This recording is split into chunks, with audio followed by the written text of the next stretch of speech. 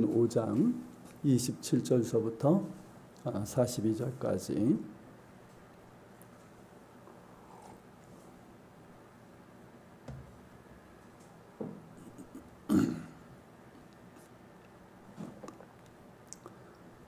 한 절씩 교독하겠습니다.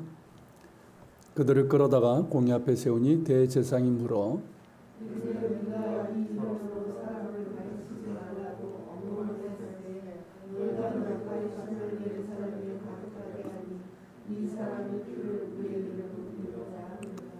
베드로와 사도들이 대답하여 이르되 사람보다 하나님께 순종하는 것이 마땅하니라.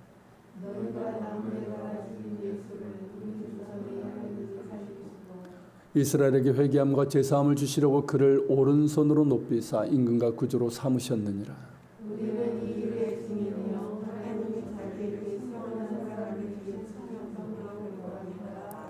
그들이 듣고 크게 노하여 사도들을 없이하고자 할세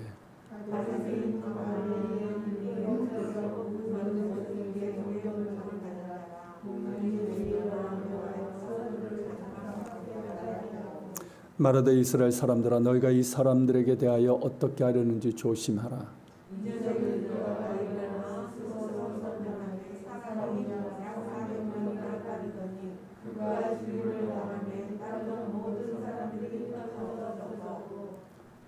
그 후 호적할 때 갈릴리 유다가 일어나 백성을 꾀어 따르게 하다가 그도 망한즉 따르던 모든 사람들이 흩어졌느니라.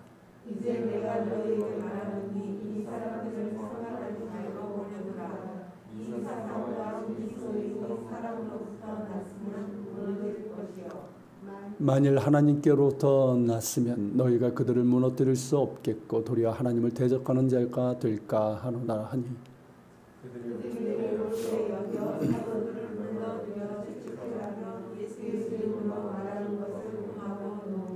사도들은 그 이름을 위하여 능력받는 일에 합당한 자로 여기심을 기뻐하면서 공회 앞을 떠나니라.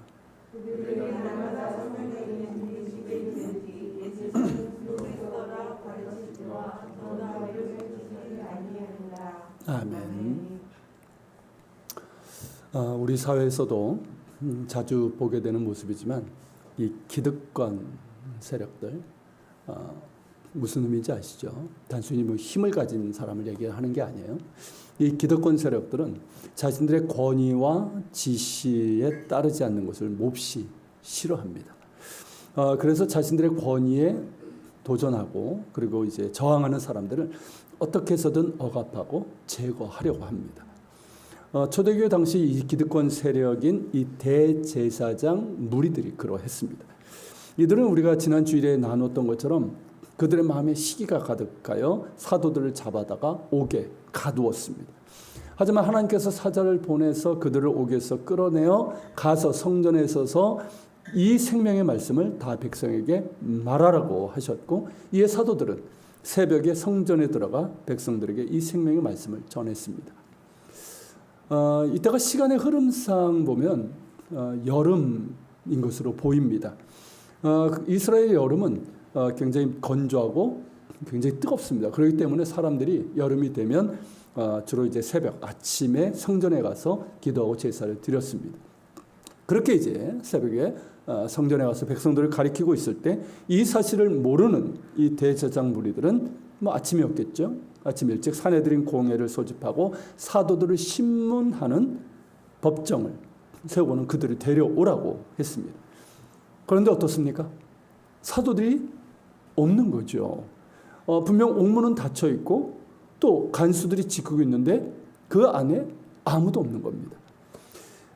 그 내막을 아는 우리로서는 정말 통쾌하고 재미있는 일이지만 간수들 그리고 이 사도들을 데리러 갔던 사람들은 무척 당황하고 이 일로 인해서 벌을 받을까 두려워했을 것입니다. 그런데 다행히 사도들이 도망간 것이 아니라 이 감옥에서 가까운 성전에 있다는 기별을 받게 되고 곧바로 가서 사도들을 체포했습니다. 하지만 백성들이 사도들을 따랐기 때문에 폭력을 써서 체포하지는 못했습니다. 자, 이들 입장에서는 정말 놀라기도 하고 당황스럽게도 한편으로는 두렵기도 했을 것입니다. 그런 어수선한 분위기에서 사내들인 공회 법정이 열렸습니다. 대제사장이 묻습니다. 28절인데 우리가 이 이름으로 가르치지 말라고 엄히 명령하였거늘 너희는 너희의 가르침을 온 예루살렘에 퍼뜨렸고 그래서 이 사람의 피에 대한 책임을 우리에게 씌우려 한 것이 아니냐라고 묻습니다. 그러니까 세 가지 죄목으로 묻은 거예요. 첫째는 이 이름으로 가르치지 말라고 엄히 명했는데 이를 어긴 것. 둘째는 그것도 성전에서 가르쳐서 어떻습니까? 사람들이 다 모여서 그 말씀을 듣고 예루살렘으로 나가잖아요. 시내로 퍼지잖아요. 그러니까 온 예루살렘의 가르침이 퍼지게 한 것. 셋째, 그렇게 해서 이 사람의 피에 대한 책임을 우리에게 씌운 것. 이 세 가지 죄목으로 물은 겁니다. 이런 부류의 사람들은 죄를 만들려면 얼마든지 만들 수 있습니다. 하지만 이들의 속내는 여러 가지로 불편하고 불쾌하고 화가 나 있었습니다. 그리고 대제사장이 이 이름이라고 했고 이 사람이라고 했는데 누구를 말하는 걸까요? 누구의 이름일까요? 예수님이고 예수님의 이름이에요. 예수님을 말하는 것인데 굳이 이름을 말하지 않고 이 이름, 이 사람이라고 하는 이유는 아마도 예수님의 이름에 담긴 뜻 때문일 것입니다. 예수님의 히브리어 이름이 예슈아입니다. 예슈아. 그 뜻이 여호와가 구원하신다. 여호와는 구원이시다라는 뜻이에요. 그러니까 하나님의 구원이라는 뜻이 있기 때문에 의도적으로 예수님의 이름을 부르지 않은 겁니다. 우리는 히브리어를 안 쓰니까 모르지만 유대인들은 다르잖아요. 그러니까 예슈아 하면 그 자체가 뭡니까? 예수님의 메시아심을 인정하는 듯한 그런 느낌을 갖게 되군요. 하나님께서 보내신 메시아라는. 실제로 유대교는 지금까지도 예슈아라고 부르지 않고 예슈라고 불러왔습니다. 글자 하나를 뺀 거예요. 여러분 이름 중에 하나를 탁 빼서 부르는 거예요. 어떻습니까? 기분이? 나를 부르는데 그게 내가 아니죠. 그러니까 의도적인 거죠. 그러니까 예수님의 메시아심을 거부한 거 아무 뜻도 없는 거거든요. 그리고 유대인들 중에 예슈라는 이름은 없어요. 그러니까 예수님은 더 이상 유대인이 아니다라는 그런 저주가 담겨 있는 이름이에요. 그러니까 악의적이라고밖에 볼 수가 없는데 초대 교회 때부터 이러한 현상이 나타났다는 것을 본문을 통해서 우리가 알 수 있는 거예요. 하지만 그들이 아무리 부인하고 거부해도 심지어 저주해도 예수님은 하나님께서 보내신 구원자 메시아이십니다.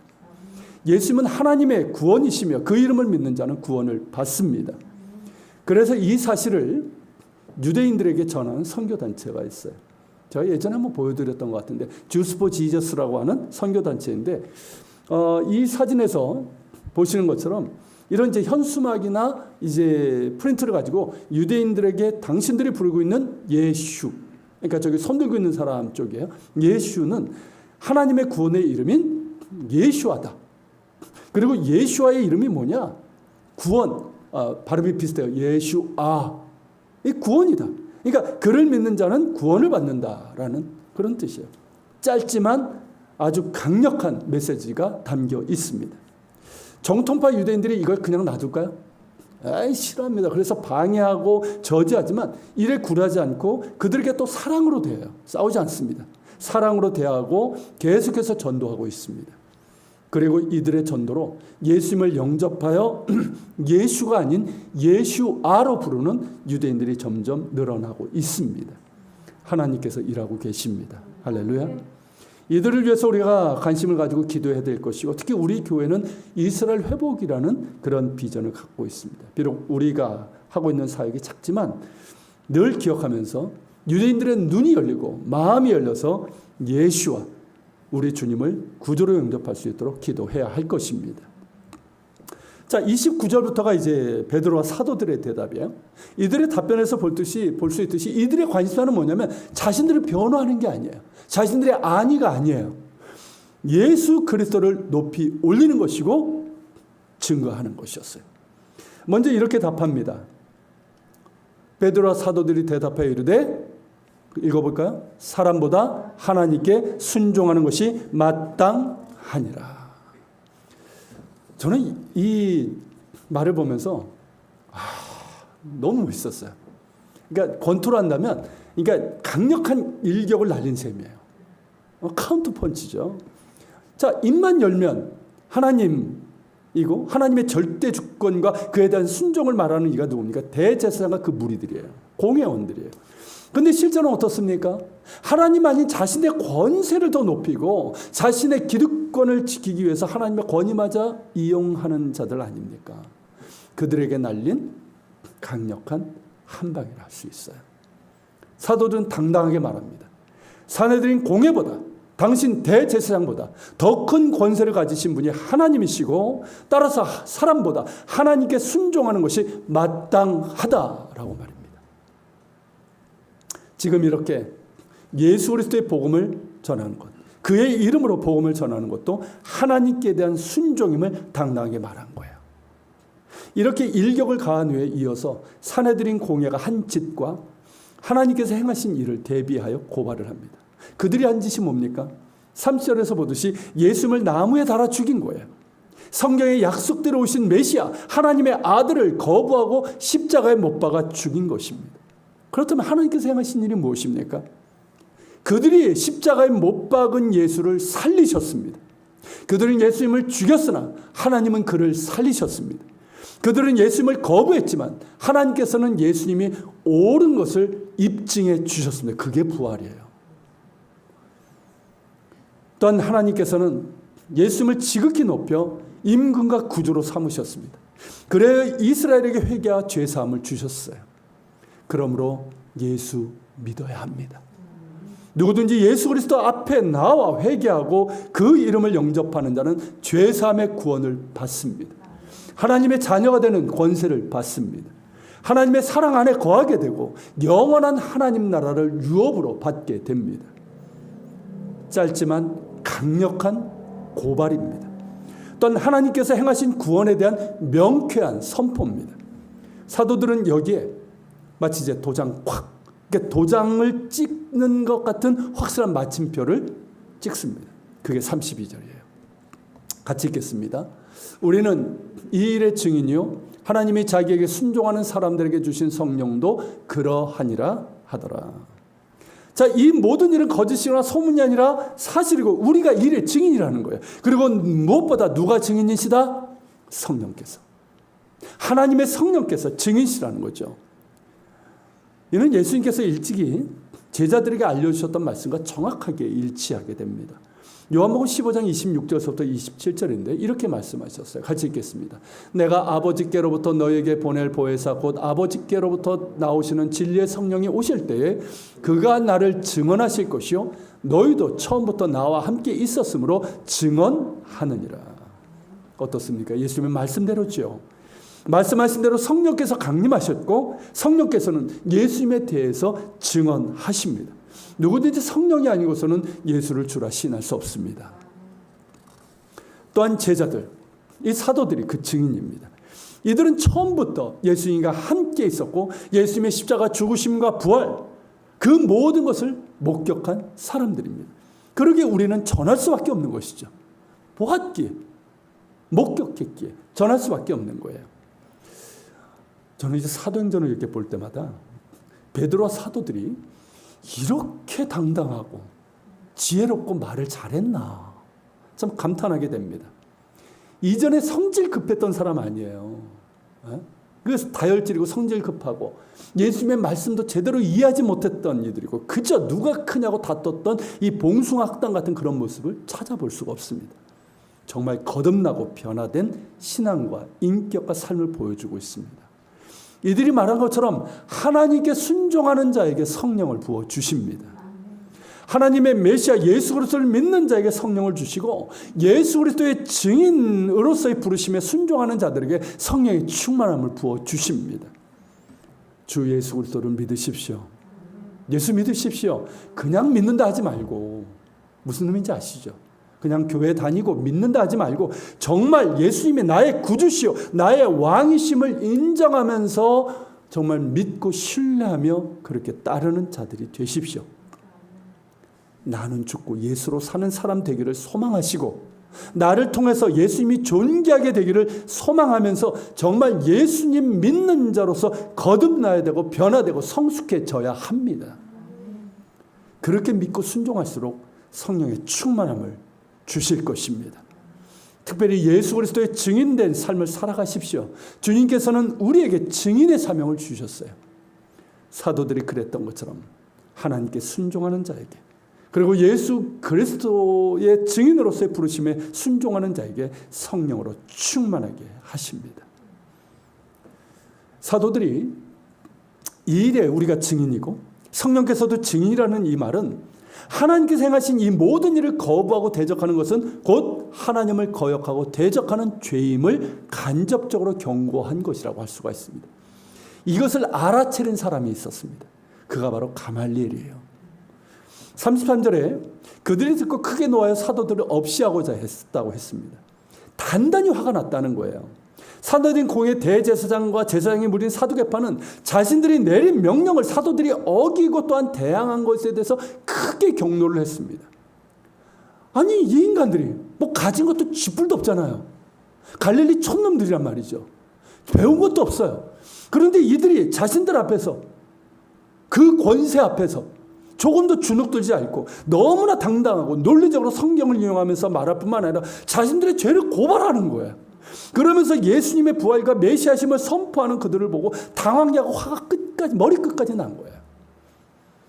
이처럼 자신들의 말을 무시하고 권위에 도전한 이들이 없었습니다. 이런 류의 사람들을 본 적이 없었어요. 이들을 생각할 때 어떻습니까? 이들이 생각할 때 어떻습니까? 이건 심각한 도전이에요.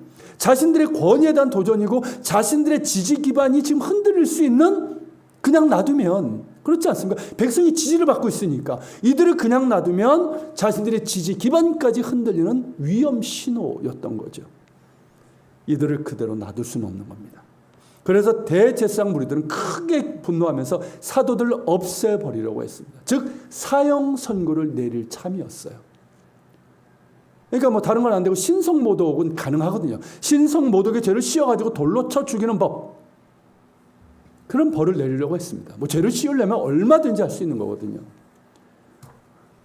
그런데 이런 처벌은 사두개파와 함께 사내들인 공회를 구성하고 있는 바리새파의 동의가 없이는 할 수 없었습니다. 특히 지금처럼 백성들의 지지를 받고 있는, 사도들이 백성들의 지지를 받고 있는 상황에서는 더욱 그러했습니다. 사두개파와 바리새파는 사이가 좋은 사람들이 아니에요. 아주 사이가 좋지 않습니다.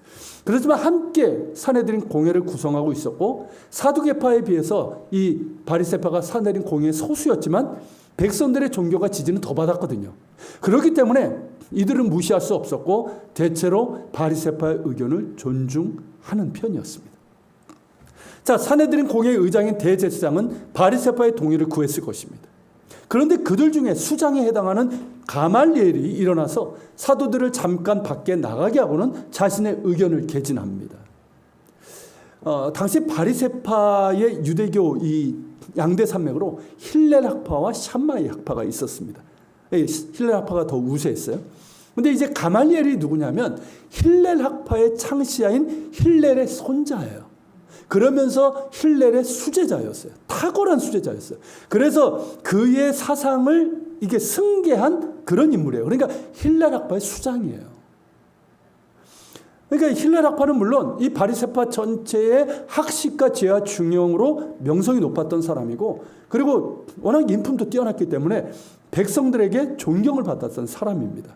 그래서 가장 위대한 랍비 중에 하나로 추앙받는 인물이고 사도 바울의 스승이기도 했죠. 그래서 가말리엘은요, 라반이라고 불렀습니다.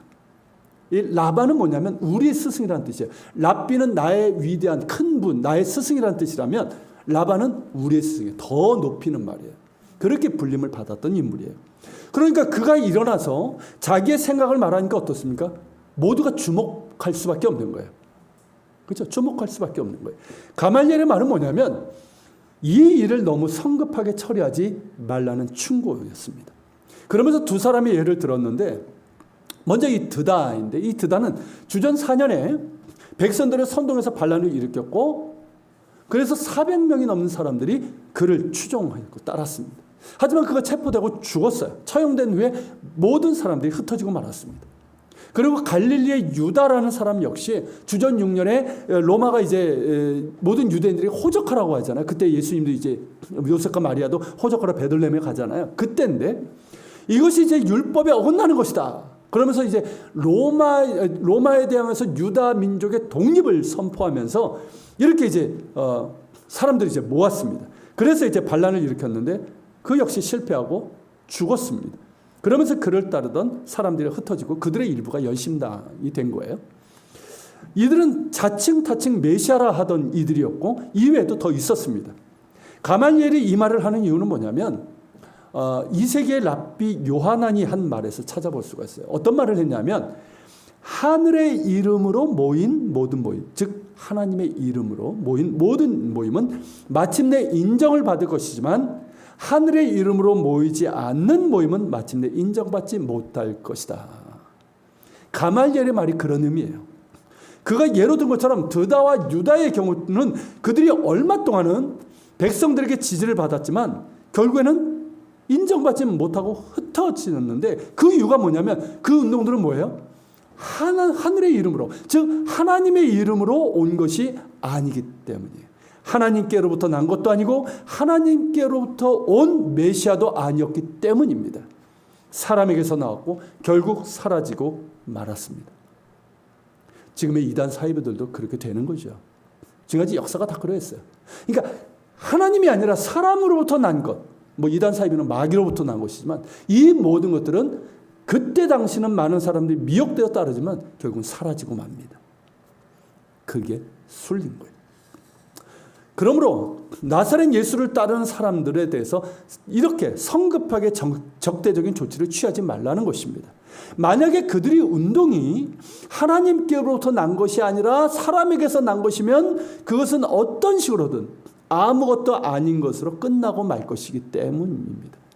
반대로 만약 그것이 하나님께로부터 난 것이라면 사람이 결코 무너뜨릴 수 없으며 만일 그들을 대적한다면 그것은 누구를 대적하는 것과 똑같습니까? 하나님을 대적하는 것과 똑같은 것이 되고 마는 것이기 때문에 그렇게 해서는 안 된다는 것입니다.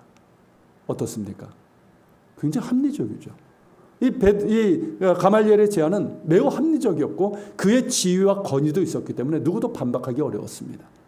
결국 사내들인 공의 법정은 사도들에게 채찍질을 가하는 이 형벌을 가하는 것에 만족해야 했습니다. 채찍도 가할 이유가 없는 것이죠, 사실은. 하지만 그렇게 했고 더불어서 더 이상 예수의 이름으로 말하는 것을 금지했습니다. 자, 사도들은 풀려났지만 어땠을까요? 그들의 등에는 채찍들로 인하여 상처로 가득했고 그들의 옷은 피로 물들었습니다. 그럼에도 그들은 기뻐했습니다. 예수 그리스도 그 이름을 위하여 능력받는 일에 합당한 자로 여기심을 기뻐하면서 공의 앞을 떠났습니다. 이 모습을 본 사람들 이게 이해가 됐을까요? 정말 이해되지 않는 거예요. 아니 그렇게 채찍질을 당하고 능력을 받았는데 기뻐하다니 어떻게 그럴 수가 있는가? 미친 건가? 정신 나간 건가? 근데 이 사람들 보니까 제정신인 것이 분명해요. 그들의 신앙과 인품은 백성들에게 칭송을 받고 있단 말이죠. 그러니까 자신들의 결론은 도무지 이해가 되지 않는 거예요. 그러나 예수 안에 있는 사람은 기뻐할 수 있습니다. 예수님이 그 중심에 있는 사람은 기뻐할 수 있습니다. 예수라는 보화가 그 중심에 있는 사람은 핍박과 고난 가운데서도 감사할 수 있고 기뻐할 수 있습니다. 사도들은 예수님께서 산상수훈을 통해서 하신 말씀을 기억했을 거예요. 의를 위하여 핍박을 받는 자는 복이 있다고 하신 말씀. 나로 말미암아 능욕을 받고 박해를 받을 때 너에게 복이 있다고 하신 그 말씀을 기억했을 것입니다. 예수님께서 하신 말씀처럼 그들은 기뻐하고 즐거워했어요. 하늘에서 받을 상이 크기 때문입니다. 사도 바울도 그가 뭐라고 얘기합니까? 그가 늘 소망했던 건 딴 거 아니에요. 자신의 안위, 성공 이런 거 아니에요. 그리스도의 고난에 참여하기를 늘 소망했고 그것을 기뻐했습니다. 베드로 역시 그랬죠. 그리스도의 고난에 참여하는 것을 기뻐했고 우리에게도 권면합니다. 그리스도의 고난에 참여하는 것을 즐거워하라. 그게 여러분 베드로전서 4장 13절의 말씀이에요. 같이 읽어볼까요? 오히려 너희가 그리스도의 고난에 참여하는 것을 즐거워하라. 이는 그의 영광을 나타낼 때에 너희로 즐거워하고 기뻐하게 하려 함이라. 아멘. 사도 바울과 베드로가 말하는 것처럼 우리가 예수 믿음으로 받는 고난, 예수님을 따르는 가운데 받는 어려움들, 예수님을 증거함에 있어서 받는 고난, 예수님의 몸된 교회를 섬기는 데 있어서 겪는 어려움 등 모든 고난과 역경은 그리스도의 고난에 참여하는 것이 됩니다. 예수님께서 그렇게 여겨주십니다. 그렇게 인정해 주시는 거예요. 예수님께서 십자가 고난을 받으심으로 하나님의 뜻을 이루셨고 영광을 받으신 것처럼 우리가 주님을 위해서 받는 모든 고난과 역경은 하늘에 큰 상급이 있는 영광이 될 것입니다. 그러므로 기뻐하며 즐거워하는 것이 마땅합니다. 인생의 고난도 그러합니다. 고난을 자원하는 사람은 없습니다. 그러나 우리의 인생에는 크고 작든 간에 고난이 있습니다. 그러나 그 고난은 그저 고통이 아니에요. 벗어나고 싶은 게 아니에요. 그것으로 끝나는 것이 아니에요. 고난은 오히려 우리를 단련시키고 우리의 영혼의 불순물을 걸러내어 정금같이 나오게 하는 것입니다. 그러므로 여러분, 실패와 고난에 대해서 너무 힘들어하지 마십시오. 그 당시에는 힘들지만 그 실패와 고난, 그것은 평상시에는 얻을 수 없는 정말 충만한 많은 은혜가 있고 유익이 있고 복이 있어요. 시편 기자가 노래한 것처럼 고난받음으로 내가 하나님께 가까이 갈 수 있는 거예요. 평안할 때는 내가 한 대 딴 눈 팔고 그럴 수 있지만 고난받음으로 인해서 내가 하나님을 더욱더 바라볼 수 있어요. 하나님께 더 가까이 할 수 있어요. 하나님의 말씀을 깨닫게 되니 내가 고난받음이 유익이라, 내가 고난받음이 복이라 할 수 있는 것입니다. 물론 예수 그리스도를 바라보는 믿음 안에서 감당하는 고난일 때 그러합니다. 그리스도 안에 있어야 돼요. 이 믿음 안에 있을 때 이게 가능해지는 거예요.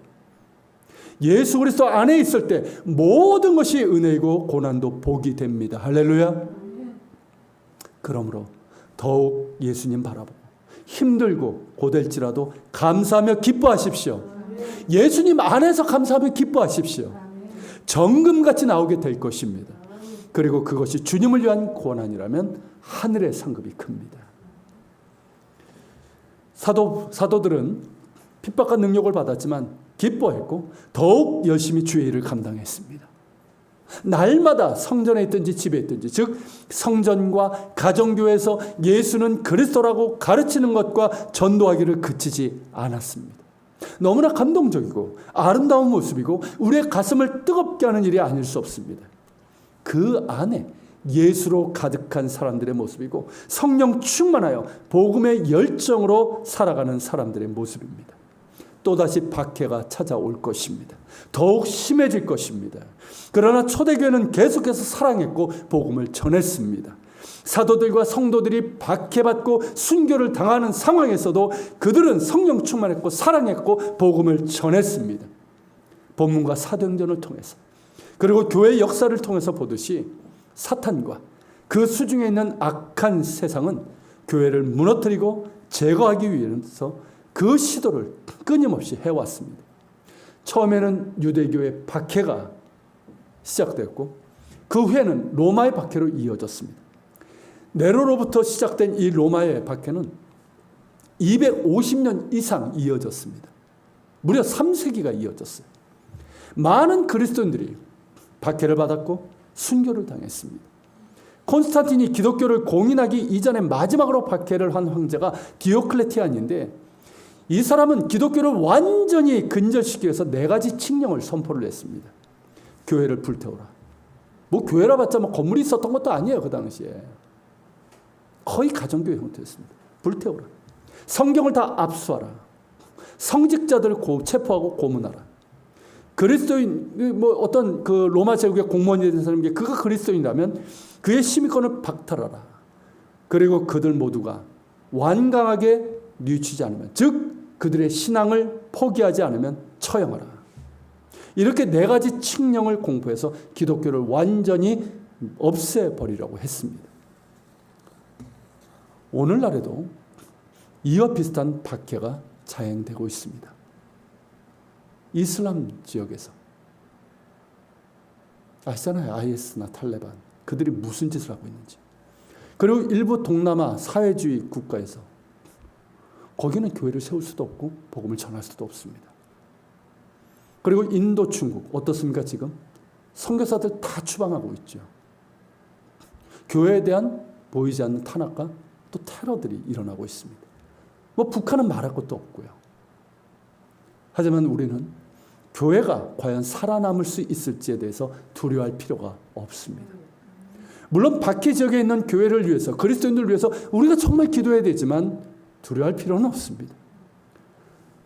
터툴리안이 고문을 받으면서 이렇게 부르짖었습니다.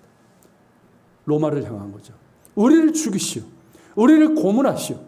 우리를 갈아서 가루로 만들어 버리시오. 당신들이 우리를 소탕할수록 우리는 더 잘할 것이고 그 씨는 그리스도인들의 피요. 교회는 이 피를 통해서 자라납니다. 박해는 교회를 연단시킬 뿐 절대 파괴하지 못합니다. 건물은 파괴할 수 있어요.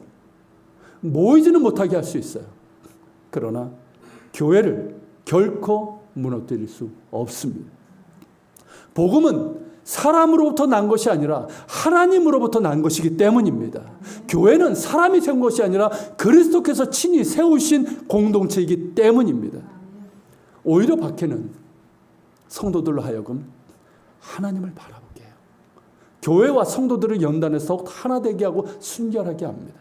오히려 지금처럼 이렇게 많은 것을 누리고 평안할 때가 더 문제인 거예요. 오히려 박해가 더 교회를 연단하고 순결하게 만듭니다. 수많은 핍박과 피 흘림이 있었지만 교회는 사라지지 않았고 그 피 흘림의 씨앗을 통해서 더욱더 자라고 확장되었습니다. 지난 역사가 그것을 보여주고 있습니다. 제가 2주 전에 그 비대면 목회자 컨퍼런스를 좀 일주일 동안 좀 보았는데요. 지금의 코로나 상황으로 해서 한국교회 지금 상황이 그렇게 썩 좋지는 않습니다. 그리고 이제 코로나 이후에 한국교회 위기에 대해서 염려하는 분들이 많습니다. 하지만 두려워할 필요는 없습니다. 교회의 주인은 여전히 주님이십니다. 우리가 해야 될 것 딱 하나예요. 쓸데없이 염려하고 두려워할 것이 아니라 우리가 우리 죄를 회개하고 돌이켜야 되는 거예요. 그 기회를 주신 거라고 믿습니다. 그저 사람들이 모이지 않는 그것 때문에 절절매는 것이 아니라 교회 재정이 줄어드는 것 때문에 그렇게 염려하는 것이 아니라 그동안 하나님을 잊어버린 우리, 예수를 말했지만 예수를 잃어버린 우리, 하나님보다 사람을 높였던 우리, 사람을 따랐던 우리, 그 모든 죄를 회개하고 돌이켜야 합니다. 그 시간을 우리에게 주시는 거라고 믿습니다. 그런 가운데 주님을 신뢰하고 순종한다면 주님께서 한국교회를 다시 이렇게 세우실 거예요. 그래서 이 땅과 열방에 하나님 나라를 확장하는 도구로 삼아 주실 것입니다. 복음은 사람이 아니라 하나님께로부터 난 것이 분명합니다. 교회는 사람이 아니라 하나님으로부터 난 것이 분명합니다. 그렇지 않고는 어찌 이 일이 가능하겠습니까? 하나님께로부터 난 것이 아니라면 어찌 제자들의 변화가 가능하겠으며 사도 바울의 회심이 가능하겠습니까? 어찌 수많은 사람들의 거듭난 변화가 가능하겠습니까? 예수 그리스도의 복음은 예루살렘과 유다를 넘어 사마리아와 땅끝까지 전해졌고 지금도 전해지고 있으며 이 복음을 듣고 예수님을 구주로 영접한 사람들이 전 세계 수십억에 달합니다. 반면 유대교는 어떠합니까? 이름 그대로 유대인들만의 종교가 되고 말았습니다. 그 수도 유대인들이 다 유대교를 믿는다고 가정했을 때 2천만이지만 실제로는 절반도 채 안 됩니다. 그러니까 1,000만도 채 되지 않는 유대인들이 믿고 있을 뿐입니다. 유대교 역시 이스라엘 신앙에서 나온 거니까 하나님으로부터 난 것이지만 문제는 그들이 하나님보다 사람에게 순종했다는 거예요. 즉 그들의 랍비들의 가르침을 더 높이면서 성경보다 그것을 더 높이면서 결과적으로 하나님보다 사람에게 순종하는 꼴이 되고 만 것입니다. 그래서 어떻게 됐습니까? 하나님으로부터 난 예수님을 거부하고 십자가에 못 박은 그들의 말에 순종했습니다. 그 결과 그들만의 종교가 되고 만 것이에요. 이제라도 그들이 예수 그리스도의 복음이 하나님께로부터 나온 것임을 깨달을 수 있기를 기도합니다. 감사하게도 유대인들 중에 이를 깨닫고 주께 돌아오는 이들이 점점 늘어나고 있어요. 참으로 감사한 일입니다. 여러분, 우리가 믿는 이 복음은 사람에게서 난 것이 아니라 하나님에게서 난 것입니다. 하나님으로부터 난 죄 용서이고 구원입니다. 하나님으로부터 난 은혜이고 축복입니다. 예수 그리스도의 복음은 사람이 아니라 하나님께로부터 난 것이기에 그 무엇도 없앨 수 없습니다. 그리스도의 몸된 교회는 사람이 아니라 성삼일체 하나님께서 세우신 것이기에 그 무엇도 무너뜨릴 수 없습니다. 바로 여기에 교회의 희망이 있습니다. 바로 여기에 우리의 믿음이 있어요. 교회는 마침내 승리할 것입니다. 할렐루야. 교회는 반드시 승리할 거예요. 우리 그리스도인들 역시 주와 함께 승리하게 될 것입니다. 그러므로 사람보다 하나님께 순종하십시오. 사람보다 하나님을 두려워하는 자들이 되십시오. 세상보다 하나님을 두려워하십시오. 세상보다 하나님을 사랑하십시오. 어떤 선택의 기준이나 어떤 중요한 결정의 기준도 세상이 아니라 하나님이 되도록 하십시오. 우리의 구원은 사람이 아니라 하나님께로부터 난 것이기 때문입니다. 우리를 구원하시고 우리를 능히 도우시고 붙들어 주실 이는 세상이 아니라 하나님이십니다. 사람보다 하나님께 순종하십시오. 사람보다 세상보다 하나님을 두려워하며 하나님을 사랑하는 자들이 되십시오. 사람보다 하나님을 의지하는 여러분 되시기를 축복합니다. 더욱더 감사하고 기뻐하며 겸손하고 더욱더 그 은혜에 거하기를 소망하십시오. 은혜 수면 아래 있도록 날마다 말씀과 기도 가운데 힘쓰고 그러면서 예수님 안에 거하고 동행하며 닮아가기를 노력하는 삶이 있어야 합니다. 그렇게 사람보다 하나님께 순종하다가 세상보다 예수님을 더 사랑하다가 받는 고난이고 어려움이라면 기뻐하고 즐거워하십시오. 은을 단련하는 연단이고 하늘의 상이 큽니다. 할렐루야. 같이 기도합시다. 오늘 말씀을 기억하면서 기도합시다. 주님, 사도들이 말한 것처럼 그리고 지금까지의 역사가 증명하는 것처럼 우리가 믿는 예수 그리스도의 복음은 사람이 아니라 하나님께로부터 난 것입니다. 교회는 사람이 아니라 성삼일체 하나님께서 세우신 것입니다. 그러기에 그 무엇도 없앨 수 없고 무너뜨릴 수 없습니다. 이것을 기억하며 우리가 사람보다 하나님께 순종하는 자들 되게 하시고 사람보다 하나님을 두려워하고 세상보다 하나님을 더 사랑하며 우리의 선택의 기준과 중요한 결정의 기준도 세상이 아니라 하나님이 되도록 해주시고 특별히 주님, 예수님 제대로 믿다가 받는 어려움, 고난, 또 예수님을 증거하다가 받는 고난, 어려움이 있다면 기뻐하며 즐거워하게 하여 주시옵소서. 그것을 통해서 우리가 정금같이 나오고 하늘의 상이 크기 때문입니다. 같이 기도하며 주님 앞에 나갑시다. 사랑하는 주님, 이 시간 기도하며 주님 앞에 나갑니다. 하나님 감사합니다. 우리에게 주신 그 은혜 감사합니다. 기뻐합니다. 거룩하신 하나님 오시고 하여 주옵소서. 하나님, 사도들이 말한 것처럼 우리가 믿는 이 믿음, 주님, 우리가 예수 그리스도의 복음을 사람에게서 난 것이 아니라 하나님으로부터 난 것입니다. 아멘. 이 교회는 사람이 세운 것이 아니라 성삼위일체 하나님께서 세우신 것입니다. 그러게 그 무엇도 없앨 수 없고 무너뜨릴 수 없습니다. 이것이 하나님 교회를 말고 우리 믿음이 되게 하여 주옵소서. 하나님, 한국교회가 하나님 더욱더 하나님 주님 앞에 바로 서게 하시고 정말 하나님을 신뢰하며 예수를 사랑합니다. 주님, 그런 가운데 하나님 다시 한번 교회를 회복시키시고 하나님 나라를 확증시키는 공으로 삼아주시길 원합니다. 우리 역시 주님 더욱더 순결한 믿음으로 주님 앞에 서게 하여 주시고 정말 사람보다 하나님을 순종하며 하나님을 사랑하며 하나님을 두려워하며 예수 그리스도를 증거할 수 있는 저희들 될 수 있도록 역사하셔 주시길 원합니다. 주님을 찬양합니다. 고난받으면 내게 이깁니다. 주님을 찬양합니다. 주님 감사합니다. 주님 잡아주시고 인도해 주시옵소서.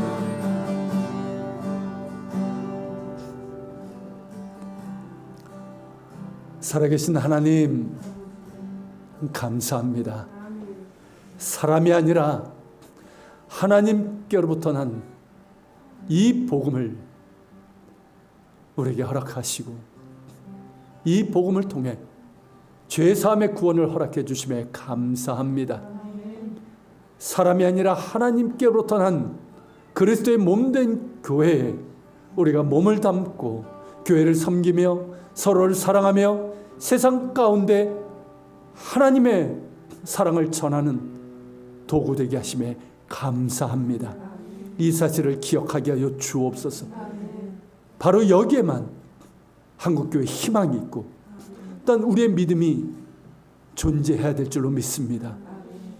지금의 이 상황에서 우리가 그동안 하나님을 저버리고 예수를 말하나 예수 없는 교회로 만들어버린 우리의 이 불순종과 교만과 탐욕을 회개하며 돌이키게 하여 주시고, 그래서 하나님을 신뢰하며 정말 예수님이 주인 되시는 그런 교회로 회복될 수 있도록 도와주시고, 그래서 정말 다시금 그리스도의 몸된 교회로 회복되어서 주님과 함께 승리를 맛보게 하여 주옵소서. 우리 역시 주님, 사람보다 하나님께 순종하게 하여 주옵소서. 사람보다 세상보다 하나님을 더 두려워하는 자들 되게 해주시고 하나님을 사랑하는 자들 되게 하여 주시옵소서. 그렇게 예수 잘 믿게 해주시고, 그러다가 받는 고난이라면 예수님 사랑하다가 예수님 믿다가 예수님 전하다가 받는 고난과 어려움이라면 기뻐하며 즐거워하게 하여 주시고, 그리고 인생의 고난에 대해서도 예수 안에 있는 믿음으로 인해서 오히려 감사하며 기뻐할 수 있는 저희들 되게 하여 주시옵소서. 주께서 함께 하십니다. 주께서 함께 하십니다. 나를 정금같이 나오게 할 것이며 하늘에서의 상이 큽니다. 감사합니다. 주님, 오늘도 주님 앞에 예배드리게 하시며 감사합니다. 예물을 주께 드립니다. 11조를 드립니다. 감사의 예물을 드립니다. 주일의 예물을 드리고 선교 예물을 드립니다. 하나님, 이 모든 것에 담겨져 있는 우리의 믿음과 우리의 간구를 헤아려 주시고 응답하여 주시고 크신 은혜와 복을 허락해 주옵소서. 이제는 우리 주 예수 그리스도의 은혜와 아버지 하나님의 그 크신 사랑과 성령님의 감동, 감화, 교통 역사하심이 사람이 아닌 하나님께로부터 난 이 복음, 또한 주님의 이 교회를 우리가 사랑하며 사람보다 하나님께 순종하는 자, 하나님을 두려워하며 하나님을 사랑하는 자, 하나님의 영광을 위해서 살아가는 자가 되기를 마음에 소망하고 결단하는 우리 모든 지체들 머리 위에, 이들이 살아가는 삶의 자리 위에 우리 예안교회와 이 땅에 있는 교회들, 조국 대한민국과 북한 땅, 이스라엘 땅에 세계 곳곳에서 복음을 전하는 선교사들과 박해 지역에 있는 그리스도인들 머리 위에 함께 하시기를 간절히 축원하옵나이다.